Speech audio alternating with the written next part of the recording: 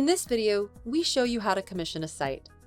Commissioning is the process of associating MDTs to apartments and ensuring the data received matches the physical meter readings.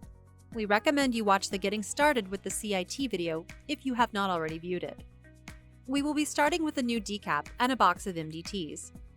The commissioning process is greatly simplified with an inexpensive barcode scanner, but we will show alternatives if you don't have one. The first step is to power up the decap and connect it to the internet. While the decap is powering up, add the decap's access code to your site list. Click Add Site and enter the access code located on the side of the decap or on the packaging. You can use the barcode scanner here. Give the site a name and then click Save. Once the decap status LED is green, click on the new site entry and click the Connect button at the top. The connection is successful when you see the site summary screen. The Connect button now becomes a Disconnect button. First, you will want to enter the site-wide data, such as a name for the decap, the time zone it resides in, and the street address and zip code of the property. When entering the zip code, the CIT looks up the city and state for you. Next, set up the daily report time and who should receive the data. Right-click in the white area to add, edit, or delete recipients. From this menu, you can also force the decap to generate a daily report to test your setup, but first you will need to save the email settings to the decap. Finally, you can configure alerts and the separate list of recipients. The Quick Set button quickly enables the alerts you wish to receive. With that done, we are ready to commission the MDTs. If you are doing a large site with hundreds of apartments, you hopefully already have a spreadsheet with the list of apartment and building identifiers, 1 unit per row. We will start with this file. We also recommend downloading our import template located in the Resources section of our website under Application Notes, AN-111-A. Commissioning CSV Import Template. Our template uses the column headings that exactly match the CIT, making the final import process very easy. Remove the sample data and instructions from the template file, leaving only row A. Then copy the relevant apartment information from your file to the appropriate columns in the template file. Now we need to add radio IDs from each MDT to the spreadsheet. Using the barcode scanner, put the cursor in the radio ID cell next to apartment A. Scan the barcode on the MDT, then, using a Sharpie or pre-made labels, put apartment A on the MDT. Continue through the rest of the MDTs. A 200-unit property takes less than 1 hour to complete. Save the file as a CSV file and keep it around as a configuration backup file for the site. To import the configuration and upload to the decap, go to CIT, Import Meter Reading Configuration Data, CSV Data, and select the CSV file. Make sure you are connected to the site at this point.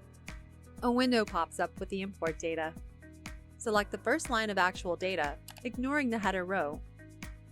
Since you are using our template file, each column will be automatically associated with the correct field. If you don't use the template, you can assign each column to the appropriate field by selecting it in the header row drop-down list. When all looks good, click the Import button, then save to the decap using the Save button. There are other ways to commission an MDT or repeater. One way is to drag an uncommissioned device, displayed with a yellow triangle icon, from the network tree over to the bottom blank row in the Device tab. You will need to click the Uncommissioned Units radio button in the network tree filter to see them. When you drag the icon over, it will turn into a green check mark and generate a new row where you can enter the appropriate information. Another way is to right-click on the yellow icon in the network tree and select Add this uncommissioned device. Again, this adds a new row in the Device tab and turns the icon from yellow to green. One final way to commission a device is to type the radio ID directly into the blank line at the bottom of the device grid. This method might be used if the decap and MDTs are installed but the repeater network is not. Note that this order of installation is discouraged. When you finish typing, the icon changes to a binocular, since this decap has never received data from this new device.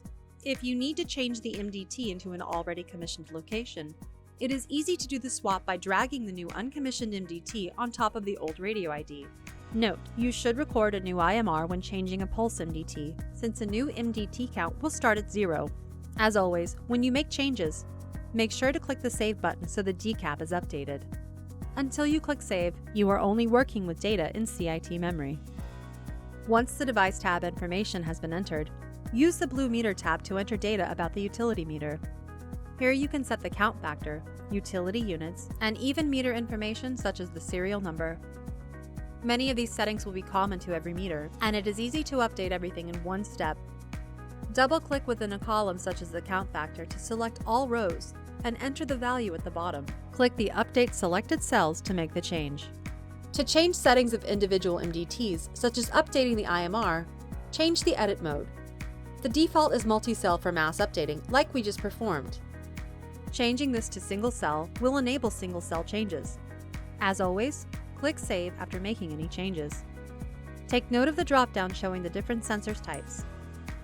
In most cases, there will only be one sensor type, such as Pulse Totalizer 1, but sites with dual input MDTs or sites with multiple MDT models, for example, a mix of encoded and pulse, this drop-down will show all the types installed on the property. One more note regarding repeaters. Once you power up a repeater, it will start doing its job. It does not need to be commissioned in order to work. However, we highly recommend you commission them so you have its location information and can receive alerts if it loses power. This concludes our review of how to commission a site. For additional training on how to use Tehama wireless hardware and software, please reference the resources section of the website.